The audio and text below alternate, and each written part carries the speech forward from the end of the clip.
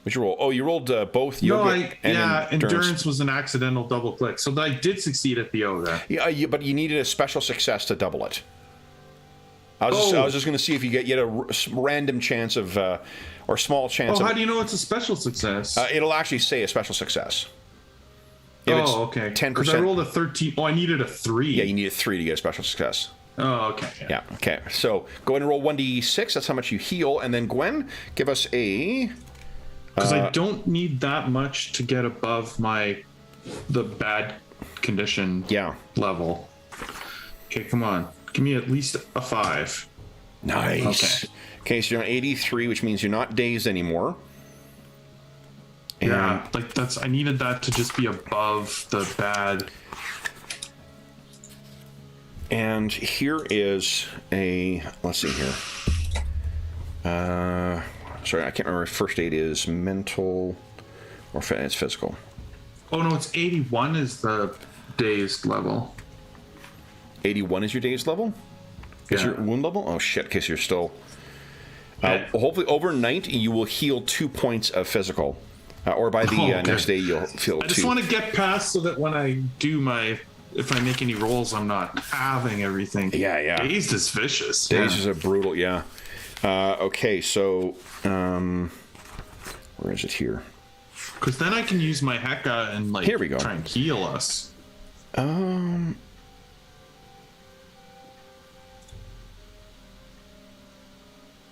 Oh, interesting. Okay, so victims who have taken damage equal to or greater than their wound level must roll for shock. Let me check that.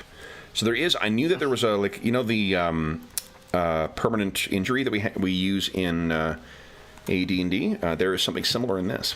Oh, yeah. What does it mean long term? Yeah. Because you were so injured. And there's a difference between shock and... individuals who've taken their wound level in or more in damage are not...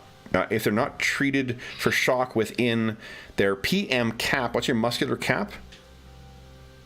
19. 19. So PM cap, that's 30 seconds. So basically about within 10 minutes. If you need to treat Jean within 10 minutes, or she has to roll on the shock table. You can treat her for shock with... Oh, so the difficulty of the first aid check is being based on the available stuff. I think that Gwen would probably bring enough stuff for 1 or 2 uses of first aid because she knew she was going into a raid and into battle, right? Right. There was still a chance of major injury, even if we thought it was. So then I'll allow you to make Gwen, why don't you give us a first aid check at moderate to try and avoid Jean suffering from shock? Sorry, just trying to find it here. First aid at moderate, you said? At moderate, yes. Yeah. Come on. God fucking damn it. Okay, so, but you also can make us a check for treating wounds and to help her heal 1d10 points. Or twice that for a special success. Because if you can get her below, then she's not dazed anymore. And at least she might be able to use one of her prayers before shock sets in. I don't see treat wounds. Oh, no, same first aid. Same roll, just different uses for the same skill. Oh, okay. All right. And still moderate, I assume? Moderate as well, yeah. Yeah. Nice. Okay. Give us a 1d10 roll, please. Come on. 8. Nice. All right, so you're no longer dazed. So, Jean... I'm at... you're 75 now. You can feel like you may be... Whoops. What'd you do? Oh. It typed into the box with it. I'm at 8,375 You are not just damage dazed. out of 109.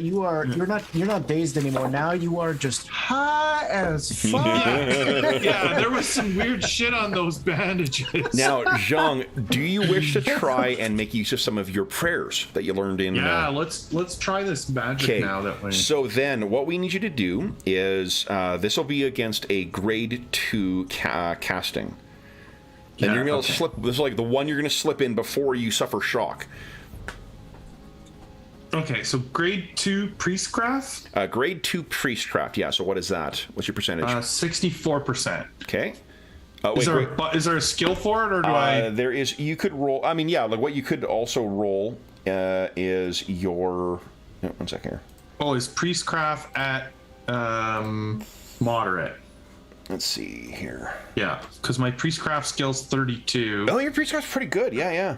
And moderate is the times 2 Yeah. part, So go ahead and right? give us a priestcraft at moderate. And again, you can spend Joss to modify this the difficulty if you want.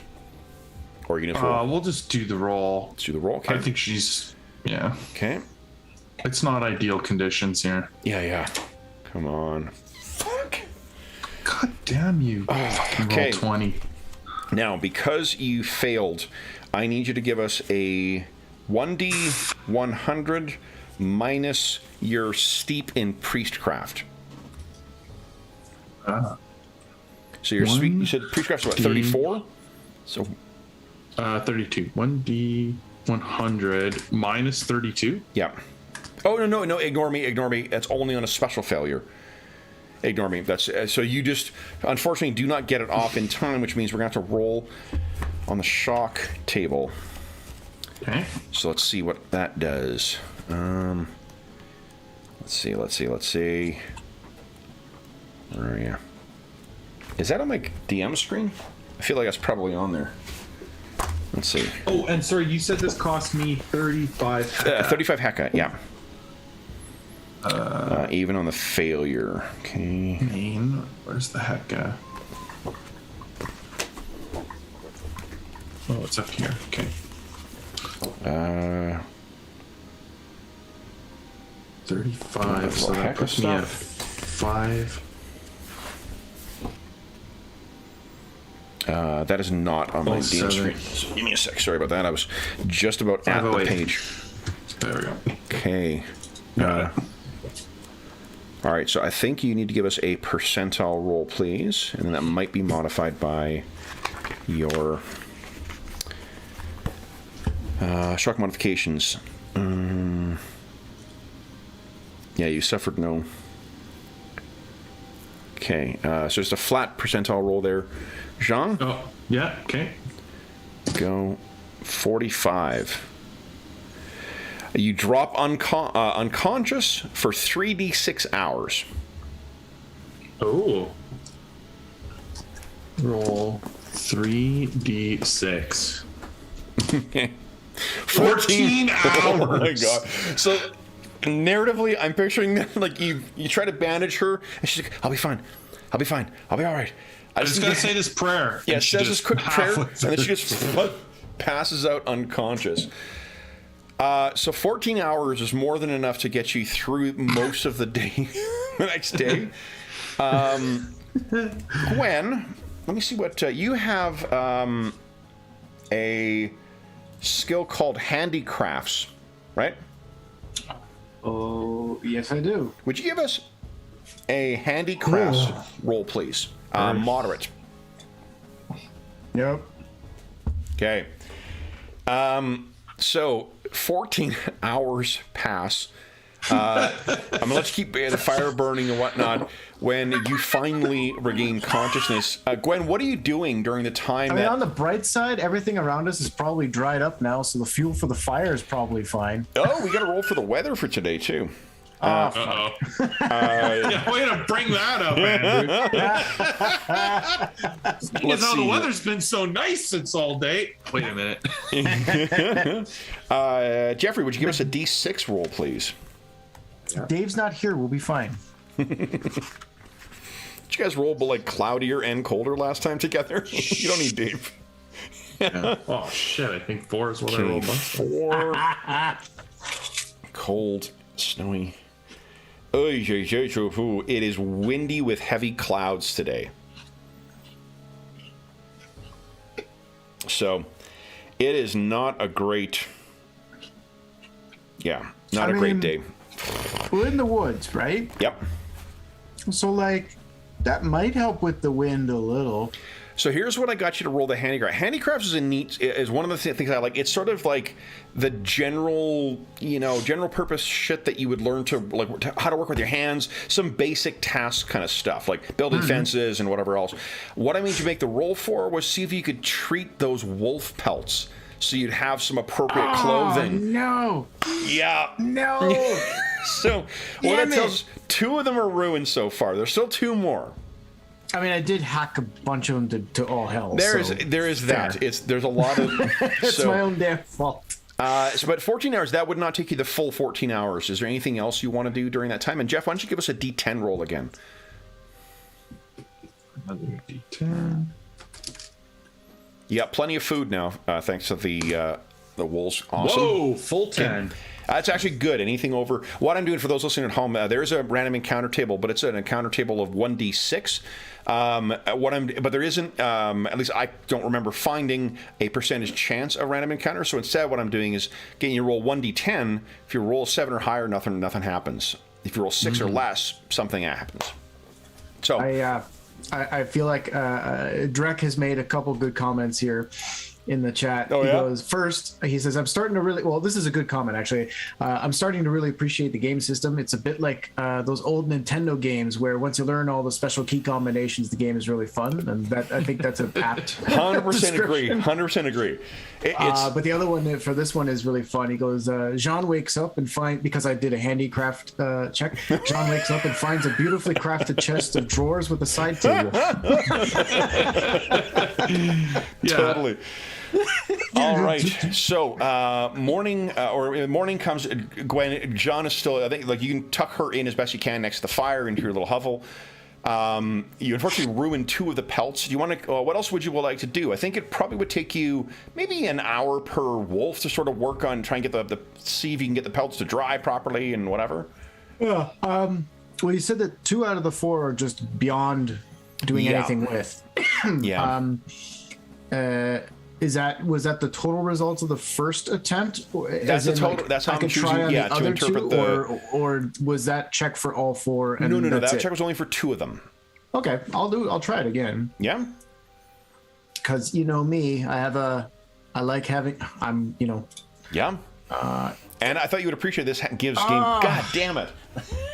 Oh, you guys defeated the wolves. You each get a point of Joss back as well. Cool. Oh, beauty. Well, I'll just have to go find some more wolves to kill. Well, I mean, between the 2 of you guys, you would have thought that like Jean's would have been good, but that's just not not the greatest. So, you still have like a good 6 hours to kill. Is there anything you want to try and do during? You don't have herbalism, do you? I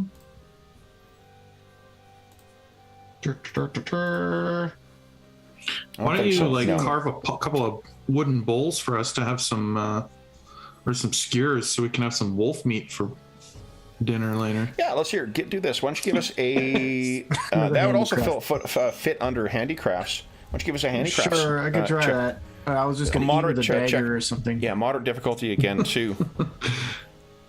Come on, it's got. Are you kidding me? Goodness.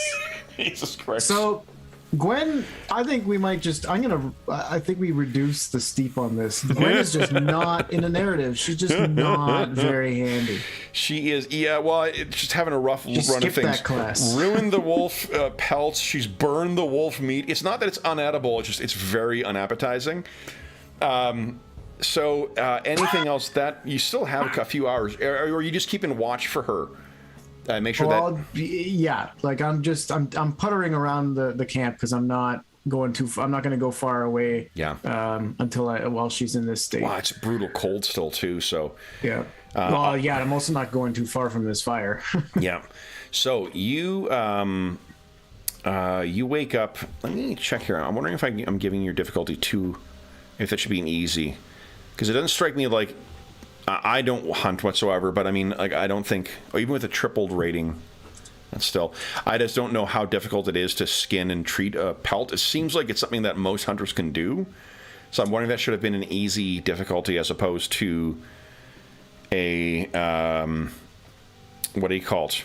A moderate one. I mean, it was, I rolled an 80, an 87, and an 80. So I really don't think. Because if it was I was easy, rolling that would pretty be bad. a 96 you're rolling against. Oh. That would have been a success. Oh, right, because it doubles the. Okay. Right. Yeah. Nah, doesn't matter to you?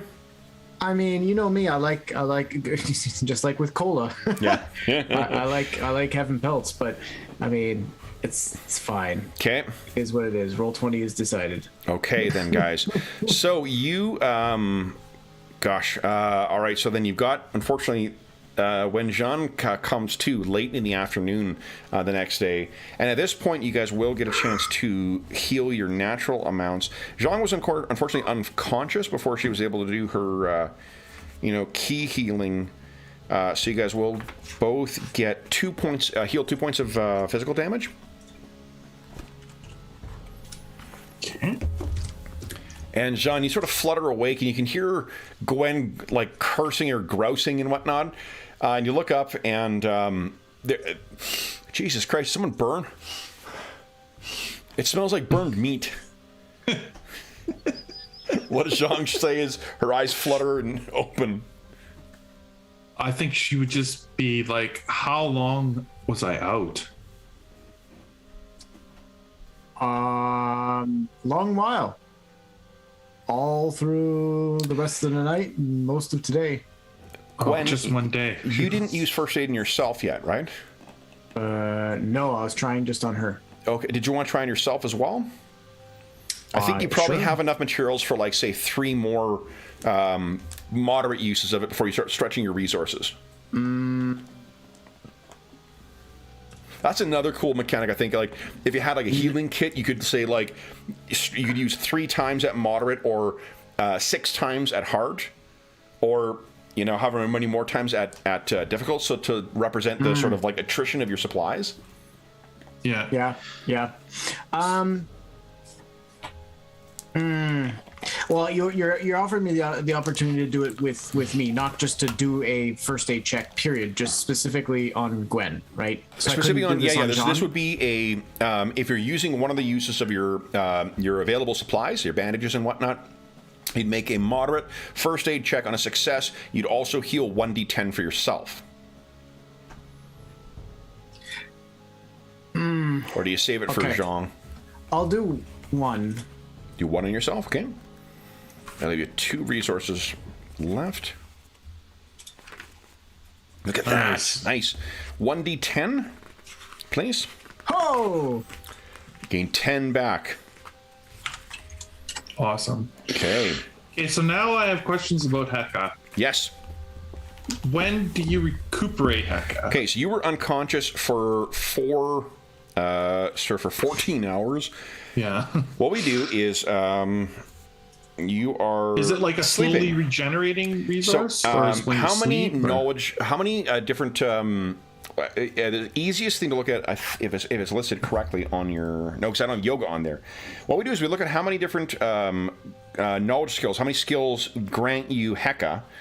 Oh, I think it is correct now that I added yoga. Okay, so let's see here. 1, 2, 3. Oh, but it's yoga doesn't. 5. Oh no, it does. Okay, 1, 2, 3, 7, 4, 5, should be 6, 8. 7, Okay, so it's at least 6. 8, So 9. the reason that's important is because up to 6, when you're sleeping, when you're not doing anything else, it's 12 points in as many as 6 areas per hour. So that means when you're sleeping, you regain 72 an hour. 36. Oh, 60. Yeah, 72. What am I talking about? Yeah, so 72 per hour. So you're waking up fully recharged from your Heka. Okay. Okay. All right. So And then, how does this prayer spell work? Is it like once per day, per character? no, you can do it. Or... It just takes you as long as you got time, and if you've got Heka, you can go ahead and do it. Okay. But you said if something can happen on a special failure. On a special failure, you potentially have, like it could be backlash. It could be, you're fairly competent. So the higher your steep is, like the way we determine is higher is worse for the special failure results, but you subtract your steep in whatever you're doing. So if you're good at something like your priestcraft, you got a 34 in, it's 1d100 minus 34. So the results of a special failure are not as catastrophic as, say, like something you might have a 20 in. Right. Okay. Okay. So now that I'm awake, I can try and heal us. Yep. So it takes 2.5 minutes per casting, and then it costs you 35 hecka per casting. Right. Okay. So first I would eat some food and like Yeah. talk about what just happened. It's not good. It's really not good. Yeah. But I'm probably just ravenous at this point. I mean, I haven't eaten for 20 hours or 25 hours or something. So Yep. I'm starving.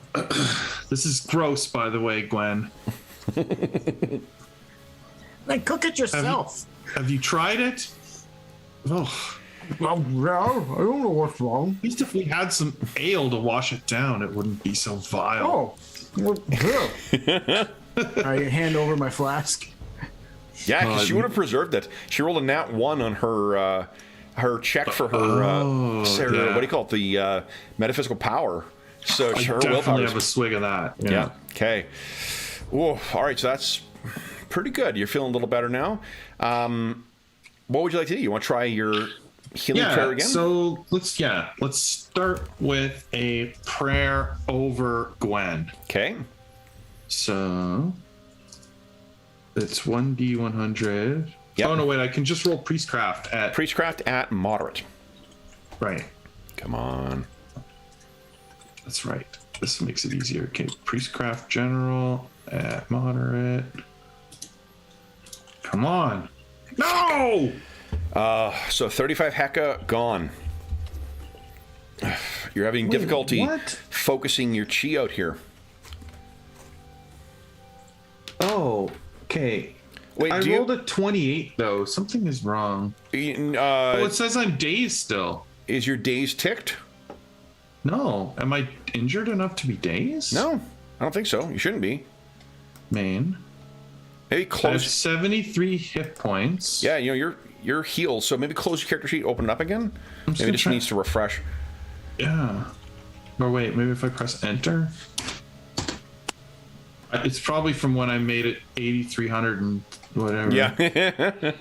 Go ahead and try it again with that same. Well, what'd you roll? You roll success, right? Yeah, I rolled a 28. That's good. Okay. So then, would you kindly roll 6d3?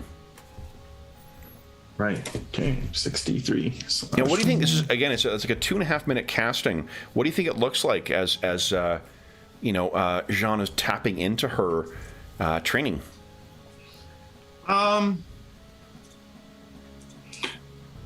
I think it's probably very subtle and very very inward.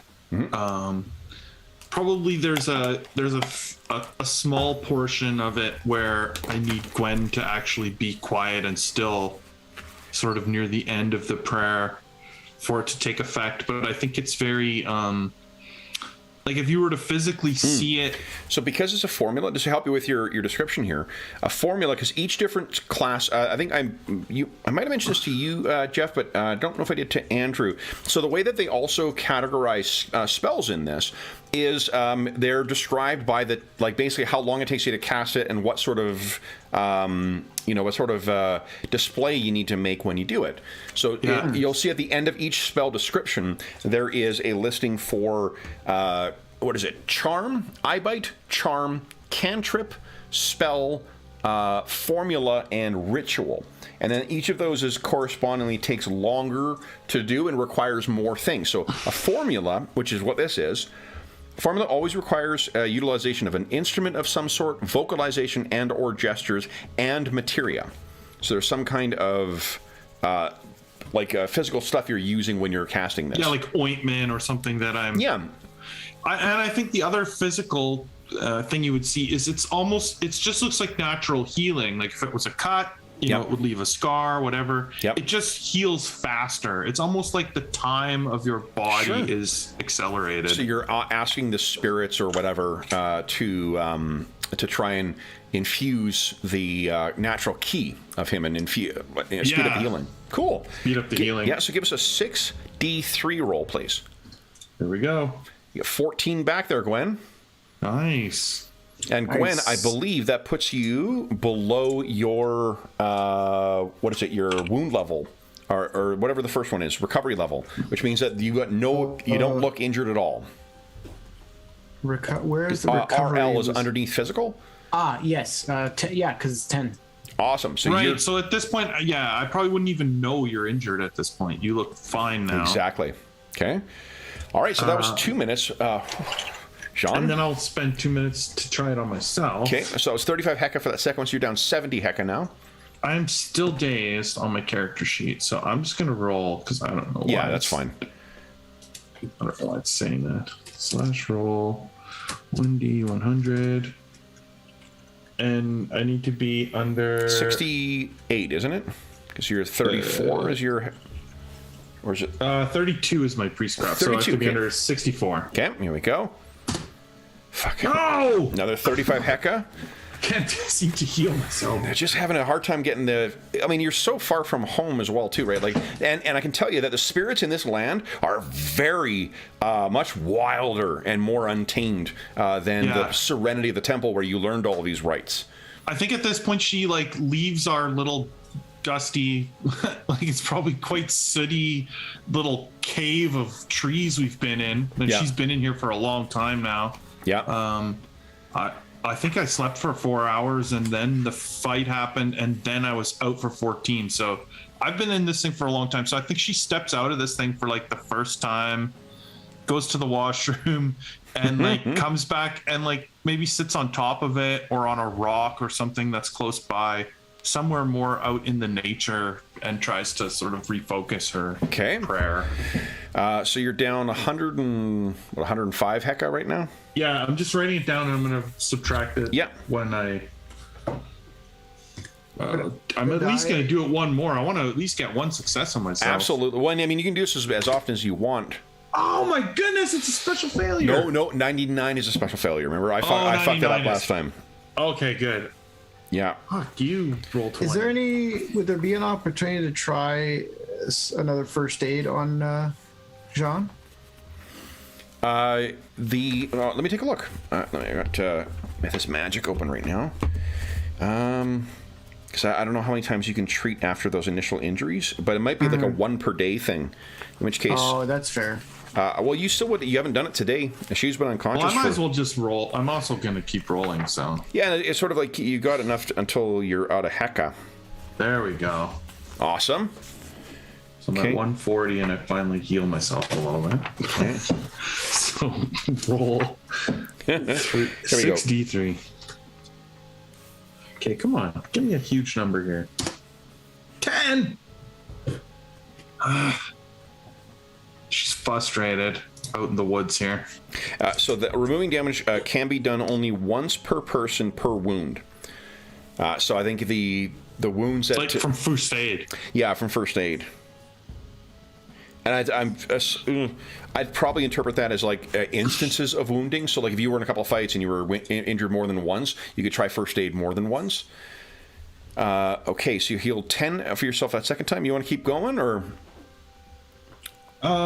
Yeah, like are you sure this is the way the rules work? Yeah. Yeah. Oh yeah. Because I mean, you're risking a critical failure each time, right? Yeah. Okay. It's not consequence free, and you're chewing up your hecka. Yeah. Oh, I am. And you need the But I time, mean- right? Like each casting is 2.5 minutes, so. Right. After at some point there might be a. Oh, Yeah. there we go. Another success. That's Good. good. Oh, these are so terrible. the Oh my rolls, God. though. Oh my goodness. So 9 takes me to 54. Okay. Oh man, still feeling that I'm at 175 heck I used. But I mean, again, your pool's what, 500? Yeah, like I mean, I can keep going. I'm gonna do at least one more. Okay. Nice. Yes. 11 more back. Yes. I'm at 43. Okay. Okay, one last one. Okay. This is the good one. This is really. Is there such a thing as a special success on this? Yeah. Yep. Okay, here we go. Special success is maximum result. Oh, beautiful. Here we go. No, not a special success, but Still a success. It's still another success. Oh, 15. That's a good roll. Pretty good. Finally, it's a good roll. Yeah, now I'm feeling pretty good. Okay. So, because that takes me to 28. I'm still noticeably injured, maybe favoring the leg that got injured, but Yeah. that is good. And I'm at 245 hecka. So that takes me to 298. Okay. Do you wish to do anything else?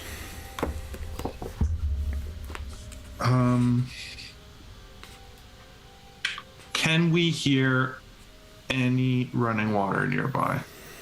Or have you searched Gwen? I don't know what your supplies are like, but I did not come here for a journey in the woods. No, that's a fair point. What's I your think for the chance- most part, Sorry, Jeff, what is Zhang's chance with a grade 3 priestcraft spell? 32. 32. The reason I ask is there is something called an enlightenment ritual. It takes an action turn, so it'll be it's a ritual, so it'll take 5 minutes. But the casting provides the caster with a single yes or no answer to a simple question as delivered from on high. It's a ritual of 1 AT length, and the question must be posed immediately thereafter, or the effect is lost, as is the Heka. You have about a minute of real time to pose a question to the GM. Query can be so phrased as to apply to past or contemplated actions or plan components, subject to the discretion of the discretion and direction of the game master. Yeah, because if there's not some source of water nearby, we might actually have to go up and over this stupid hill back to the settlement, because obviously there'd be a well or sources of water there. Want to hear about another neat one? Yeah. It is a grade 1 casting, produce meal ritual. Ritual takes 1 AT length, produces 1 complete meal per 10 points of steep. So you'd make 3 meals out of that. Each such meal will be typical of that eaten by the ecclesiastics of the caster's persuasion. So you are a monk, so it's not going to be super sumptuous. No. But it will sustain an average individual for 8 hours. I'm assuming that better includes than the fluid. shit I'm making. That does not include fluid. Oh, it doesn't include fluid. No. What you can do is, Gwen, this place is, I mean, for the amount of abundant, lush vegetation in here, I think it's going to be let's say, an easy survival check to try and find water. If you're going to leave here, the thing is, what I was looking for is see if I can find something to give you some kind of resistance to cold here. And I'm not finding anything. I think it's gonna be the fire, and that's our primary source of heat right now. Yeah, like we've got to stay by the fire at night. We kind of already know that. Yeah. Yeah, I'll once I see that John, it looks like she's kind of back on her feet, and it seems like she's okay. I'll venture out. I'll risk going out to go find some water for sure. So give us you said easy or let's see here. An easy survival check, and Jean, why don't you give us a D10 roll, please? There must be a way to reset this stupid dazed. Have you closed your character sheet and opened it again? Yeah, I did. And I mean, now I'm only at 28 damage. There's no way I should be dazed. No, let me take a look here, see if there's something that... There must be like a way to reset it. Or maybe the rule is you have to heal all the way before it stops. No, because it's supposed to be once you're... I mean, at least the rules is written. Once you're below your... WC. Yeah, your wound level. WC is a error on my part. I couldn't read my own handwriting. It's actually wound it's level. WL. Yeah, let's do this here. Put in manual. Oh, okay. Take it off. Okay, let me try making a check here. Right, so RL is when you can tell someone's injured. Yep. WL is wound level, and CL is like critical. Yeah.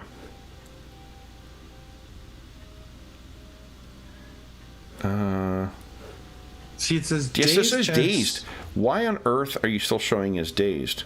I don't know. It says it's showing it like there's a spot on the character sheet right below the name Mythus. Yep. Where it shows it. It says dazed in a big red thing and a. Yeah. So. And it came on when I got really injured. Auto, like. Yeah. When I turned it on and off the manual before, because you told me like when I was. So let's remember you're at 28 there. physical damage. Boom, got rid of it.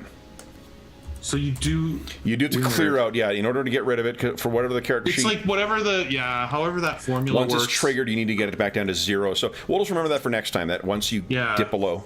All right. So then, sorry. So Gwen, you have no difficulty finding water, and let me take a look here. 4. We need it. I am thirsty as all hell right now. Yeah. What do you think you bring it back in? Oh, damn it, Madison! Why you gotta ask complicated questions like that? How gross is your shield? It's a flat Viking style shield, right? So it's not going to be. It's not. Yeah, it's not. Curved. I'm assuming you've got let's just not make this overly complicated. Again, like you probably have that one. You got at least your flask you mentioned. You probably have a bladder with you as well too, like a water bladder. Yeah, probably. So yeah, I mean, I'll fill both of those at least. Okay. So you guys are satisfied for water for the day? And if you guys think that a Gygax game will not have starvation and dehydration rules, then you are wrong. No, that's why I said we need water. No game that you run. So water. I know. I cannot lie. I was pretty pleased when I found these rules. But starvation is actually quite long. Individuals can go 3 days plus their physical muscular cap in hours without eating before becoming dazed. And then after you go 5 days, you start taking physical damage until you die. Water, on the other hand, you can go 1 day without it, plus your physical muscular cap in hours without anything to drink. Then you become dazed, and then every 4 hours after that, you take damage. Wow. So, that's a cool way where your physical skills can kind of. I like that's all that shit's incorporated into the calculations for that stuff. It makes those points valuable because you can spend your accomplishment points to raise stats in addition to your skills. So, guys, I think what you find, Jean, while Gwen is out collecting the water, what is Jean doing around the camp now that you've got yourself healed up a little bit? You've made some prayer, had some prayers. You feel there's something weird about this place as well too. You definitely felt that with some of the disruption of the Heka as you're trying to focus and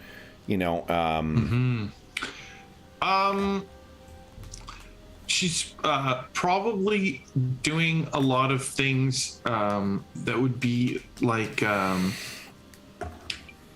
changing the like the feng shui of the place, like moving some of the sticks, like adjusting the way the air flows through the tree limbs that we're hiding under, like just doing those small things to make it more comfortable. And like we didn't even really get a chance for that. We were there, we were struggling to get the fire going.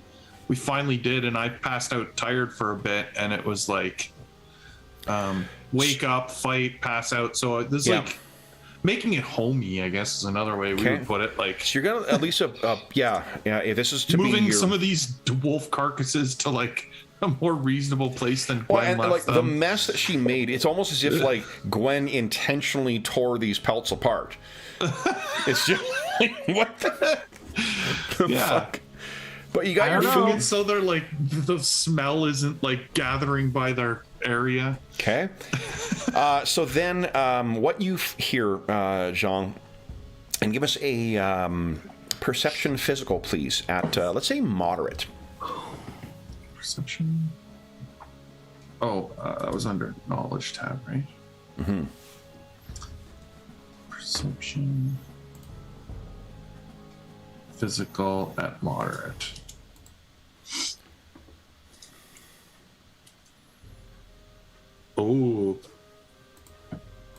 Oh my goodness. Special no. failure. The dreaded special failure. I love how they the coder put that in. The dreaded special failure. I have rolled a 98, a 99, and a 100 today. Unbelievable. You've rolled 2 100s today, in fact. Yeah. Who rolled the nat? Oh, Gwen rolled the nat 1.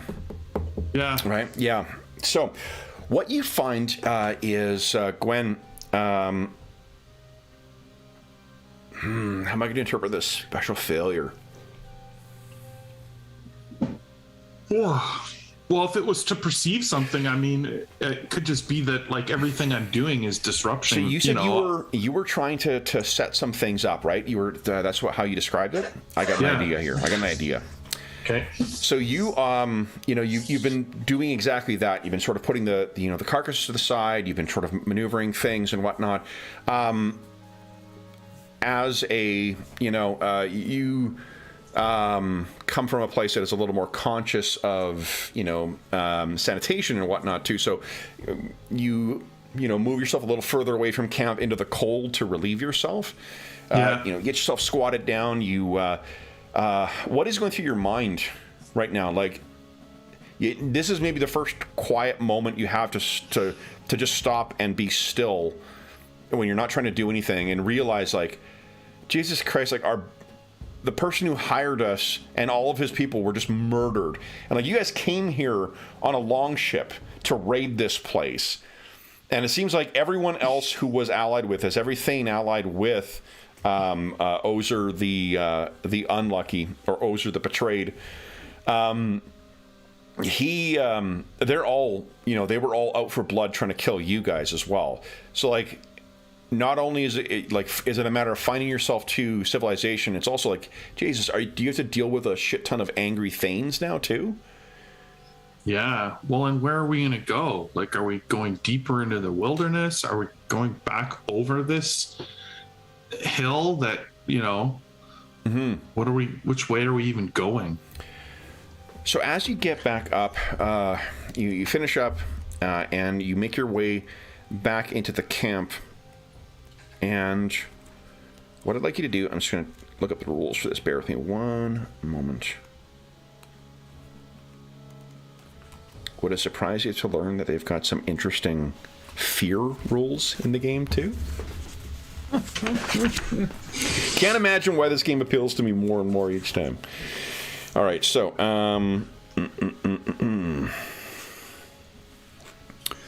what? I need a reasoning roll against hard, please, John. Reasoning. Okay.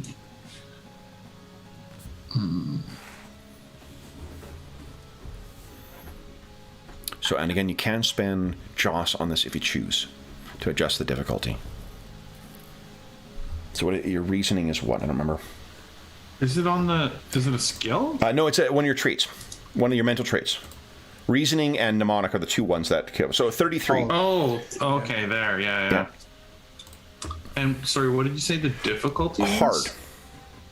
Which is times 2? No, normal. Moderate. Normal. Is, so I have a 30. I have a 1 and 3. What do you think? Yeah. Okay. Sure. Let's do it. Okay. Nice. Yes. So you come back in, and your heart jumps for a moment, because what you see is, for one, the camp has been seemingly trashed. The carcasses of the wolves, at least half of them are gone. And you see little droplets of drags. And you can also see that there are markings on the ground that look... Well, I mean, do you have... so what would you use? Maybe you don't have survival, right? Or do you have survival? I do have... Yeah, give us a moderate... I have... Yeah, you do. Yeah, 27, right? Yeah, and I also have nature... Oh, that's attunement. I don't know what that is. Oh, yeah, I started looking that up and got distracted by something shiny. And I have animal handling. I have all of those. So if it's an animal... I have hunting and tracking. Hunting and tracking. That'll be an easy check if you got that. Yeah, I have quite a lot of nature surviving things, too. Yeah. Well, you've traveled a long time, a long way. So, so you said that's easy? Against easy, yeah. Beautiful. Yes. So, I'm not sure. You can't tell what they are. The markings in here are very large, like about almost a foot from toe to toe, taloned toe to toe. It looks like giant owl footprints. But the way they walk in here, there's something bizarre. Like, it's as if something strutted across here. And its stride is too long for it to just be a big owl. Uh-huh. And does it have 4 feet too? So there are no owl bears. Yeah, I was gonna say, if he's trying to avoid copyright infringement. No, there's honestly something like a little bit more. Oh, of course there is. So, I think you're maybe looking around and studying these tracks, John, when Gwen comes back in. And I think because you've had an opportunity to, or you're not here alone when you come across this, I'll let you make the reasoning check at moderate. So we 2 times whatever your reasoning score is. When? Oh, and reasoning is that's a stat. One of your PDF 2 mental stats. Right, reasoning and mnemonic. Reasoning is like your ability to cognate and to think things through. Mnemonic is supposed to be like your memory, your ability to maintain. And so it would be 2 times my reasoning. 2 times your reasoning. Yeah. Yep. Okay, so I have to get under 72. Okay. No. Okay, give us a 1d10 roll, please. Oh, I don't know. I hate getting the extremes. Oh, mama. That's not good. For the next 5 minutes, you are dazed. You can see that what's looking around, you see these giant prints that are in here. Do either of you guys have fairy with a PH, fairy lore? I don't think so, right? No. I don't think so. So then each of you guys, what you can roll against is just... roll against your mnemonic power at difficult. So it'll be half of your mnemonic power. Okay, so I've got to get 18 or under. Hey! Holy shit, nicely done. Wait, your mnemonic power is 18? No, you said it'd be half my mnemonic power, and my mnemonic power is 36. No, your mnemonic is 36. Your mnemonic power... Oh, sorry. Oh, man, I was huge so fail. close. Neither of you guys made it? No, I got an 8. 8. Oh, shit, that's so close. You guys have no idea what the fuck these tracks are. And you've heard nothing. And guys, that's where we're bringing our session to a close. Okay. Did anyone make any special successes of note? Anyone have any really amazing... Didn't someone get a really great result on their attack? Gwen, or was that just a really successful hit location? Sorry. No, it was just a good hit location. Yeah, nobody got a special success. I got a good hit location, and I maxed but I used the jaws to max my things. So. Okay, yeah. So no special successes. Okay, so I'm not awarding any specific things, but we'll bring this session to a close. So, guys, you're now veterans of 2 scraps of dangerous journeys. What are we thinking? I mean, don't be influenced by the fact that the books are on the way, but. No, this has been fun. It's like the second time, definitely. I obviously having a little bit better understanding of things. Yeah. And I think too, like knowing that it's just straight up percentage rolls below a certain number. Like your target number, you're rolling a percentage die, done. Yeah. Like it's really, it's actually pretty simple in that sense. At its most basic level. So I think that's one of the attractions about these percentile-based systems is like it's the easiest thing to intuit what your chances of successes are, right? Like it's flat out like, okay, I got a 10% chance of success. Mm-hmm. Yeah. No, so I like that. I liked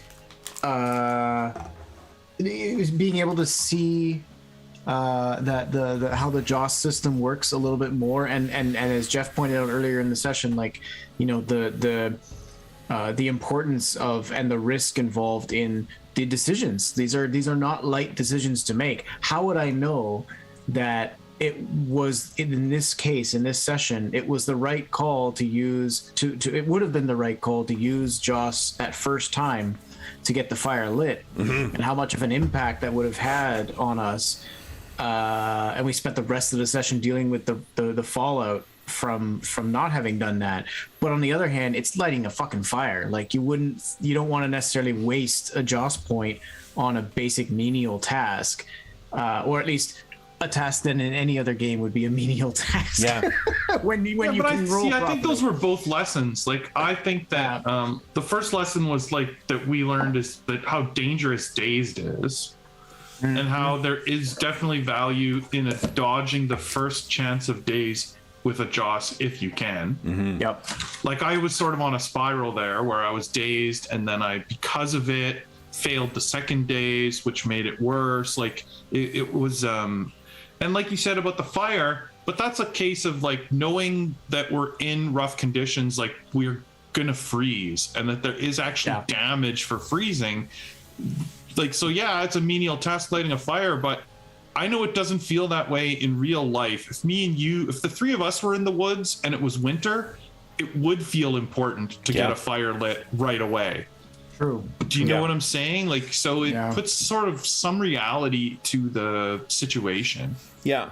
And also, I mean, I think it, given the circumstances too, like, it's not unreasonable to think that, like, you know, it's this melted, you know, wet kindling and whatnot, trying to find an opportunity to try and dry it out, but it's still cold, and it's still, you know, the wind is still blowing, the temperature is still dropping, so like shit is freezing instead of you know, drying out. Like, that sort of fits with the ambient circumstances. I think that the one thing I noticed, maybe the first sort of critique of the game that I would have, and it would be kind of, now that I've played it a little more, it would kind of parrot something that George said last session, where the difficulties always shift by doubling or halving is a really huge change. And I get it, but it's like also like things that you're decent at, you can go from like an interesting roll to like an easy success with a single shift. And conversely, like when I was dazed there and then something happened, and it's like it's almost impossible. You go from something you're kind of okay at, like maybe 40%, and all of a sudden it's like 10% chance. It's like you're crippled, essentially. That's at a hard task. If you're dazed and you were going against a moderate test, it would just be half. Oh, it's only one step? Two steps. But remember, moderate is one step up. Moderate is always 2 times whatever your thing is. Like, the default roll that you're rolling against is always going to be 2 times your steep. Oh, I see. Okay. Yeah, like hard. The reason it's one of the things I really like about it in comparison to other percentile games is that, like, it expressly says, look, you're more likely than not going to be successful in what you're doing at anything that requires any exercise of skill. If it's really easy, it's going to be even easier. You're almost guaranteed success in it, though you still get to make a roll because that's what's, you know, rolling makes kind of those chances interesting. If you're, I guess let me just quickly say that I think a better solution almost would have been a multiplicative of the number. So, like, instead of it going from, because of it's exponential, right? Like because you go twice as hard and then 4 times as hard, right? Yep. Essentially, it would have almost worked better, in my opinion, if it was twice as hard, then 3 times as hard, then 4, then 5, like a multiplicative that way, so that, like, I have a 33% chance. Now. There are options. They give you a more graded success rate. Like, that's why you got all those extra ones in there. You can make use of it if you choose to. I don't, because I want I see. Yeah. Like, the reason I don't use the extra ones is only because I want the expenditures of JOS to be more meaningful. When you're spending that JOS, I want it to really be an impactful thing. Or if there are circumstances, I want them to be impactful as well. Right. So yeah, it does like it. The rules definitely allow for that stuff, and the fact that they're on the default character sheet suggests that I think a lot of people who play Dangerous Journeys probably make use of it that way. And it's something to consider too. You know, that of making use of in future, so to try and smooth those gradations, but that will cut both ways for adversaries as well as. Absolutely, I'm just thinking it might be interesting to try. Sure. Just because of the exponential nature of halving and doubling. Yep. Yeah.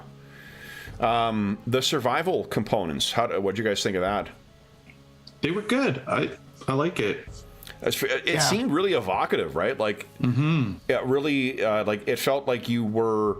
There was a clear, tangible connection between like staying warm by the fire and the specific consequences of that.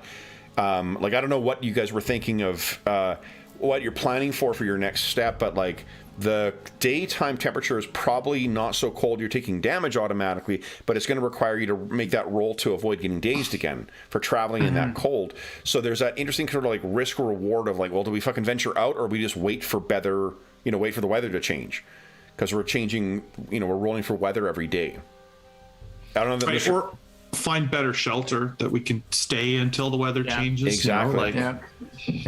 Or expend our energy making this shelter more secure. Like this little bit of natural shelter, turn it into a real shelter. Like, I don't know. Yeah, we need to make a decision. Yeah, and so I like it. I really, really like how it allowed that to feel. It felt, I think, more tangible than some of the other. Like then modeling it in like, well, someone's going to collect firewood, someone's going to get someone's going to get food, someone's going to get whatever, because the consequences in Wilderness Survival Guide are, if you run out of food, you start starving. If you run out of water, you start going out of water. But like, and if you run out of wood, there are rules for sort of what the consequence is, but they're not as easily transferable into like a intuitive effect the way that I feel like this one is, where the colder it is, the more damage you take. So if it's like a bitter minus 40 degrees, that might actually be like 2 or 3 damage per hour. Or per CT. So if it's 3, that's like 36 damage for unprotected if you're out in like 40 below weather. Yeah, which is realistic. Like, totally. Or even maybe not even realistic enough. Like, I'm not sure how fast the human body dies in minus 40, but it's pretty quick. It's like 2 hours max. I feel like dead, like, and you can tell me if this is wrong, but like it feels like the characters are. That kind of like die hard tough. You're the John McClane tough, where you're going to get the shit kicked out of you, but we kind of know you're probably going to succeed because you're heroes. Right. But you're still human. I don't know. You definitely feel human. That's for sure. Yeah. Well, and multiple attackers can definitely like gang up because there's more chances for them to get you and tag you. And the wolves did do a lot of damage. Just they had an ability where they subtracted 10 from their rolls for hit location because they have really powerful jaws. So when I'm rolling, they have a 10% chance greater of getting a vital or ultra vital or whatever else hit on you. And it was 2d3 plus 12 from each hit. Wow. Yeah. So. All right, so I won't keep you guys any longer. We'll wrap up. That's great. I had so much fun running this game, guys. Congratulations, beating the shit out of some wolves.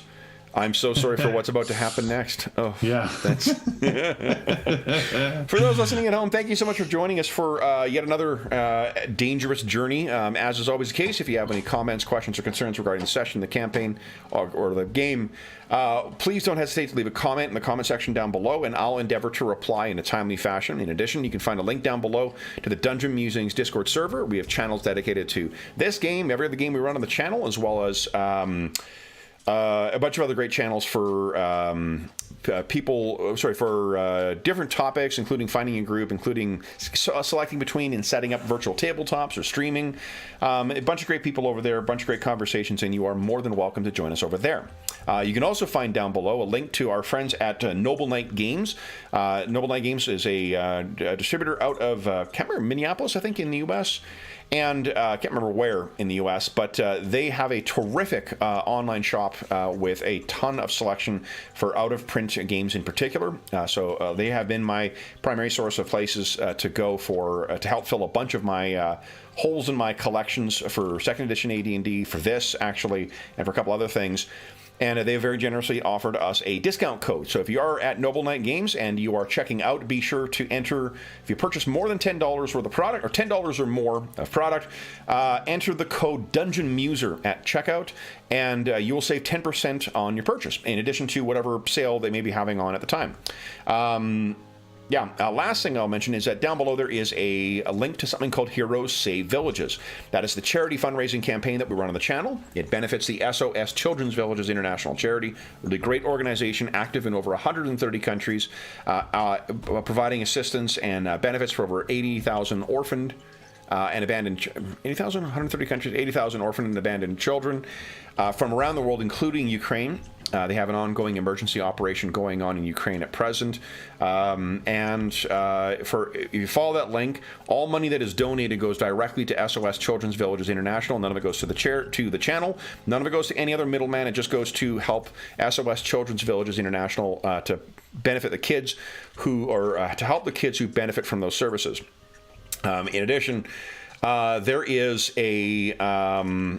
our small way of saying thank you to you for your donations is that for every $25 that you donate, you get one chance to win the grand prize or one of the other great prizes on the channel. One of the great prizes in our charity raffle. Long week. The grand prize from our charity raffle is a copy of Beetle and Grimm's Platinum Edition Wild Beyond the Witchlighters. Amazing product that would have been, that was $500 US to purchase new. Our friends at Beetle and Grimm have very generously donated a copy for us to raffle off as our grand prize. In addition to that, if you don't win the grand prize, we have a bunch of other great prizes, including a chainmail dice bag made by our resident armorsmith Dave, including some prints and mugs and t-shirts and whatnot from our Redbubble shop, and a complete set of the new 5th edition Iron Kingdoms RPG, thanks to the generosity of Jeffrey. In addition, there's a couple other prizes we're going to announce as we get closer to the date of the raffle draw, which will be June 1st. But again, for any $25 that has been donated since August 1st of 2021, we've had some difficulties with changing in the donation, so we're extending our deadline for a raffle raffle donations to be made. That'll be our small way of saying thank you to you. Last thing I'll say is, or before I say our thank you to our stalwart, dangerous journeyers, is that as at time of recording, is still the invasion of Ukraine is still ongoing, and our thoughts, best hopes are going out to the folks in Ukraine. I know we have some viewers who are from there, so we wish you safety, strength, and a quick end to this conflict. In addition, those in Russia who are protesting against this war, our thoughts and best hopes are with you as well. That is no small thing to be doing, particularly in the type of government that currently runs Russia. So our thoughts are for a quick end to that conflict. Last thing I will say is a huge thank you to our dangerous journeyers for this evening. So, Andrew and Jeffrey, thank you so much for playing tonight, guys. I had an enormous amount of fun. I felt like I learned even more from this. Doing those, the survival rules in particular, that was really interesting. And making use of the fire to try and set fire to shit, too. Very cool seeing more of the sort of like, nooks and crannies of this game. So I thank you guys. I really appreciate you jumping in and running into the hills, I guess. So, for those listening at home, we hope that we gave you a few hours of time to take your mind off of the troubles of our world and see the troubles that our brave heroes get up to in the wilds of Norka. And until we see you again, stay safe, stay healthy, and happy gaming.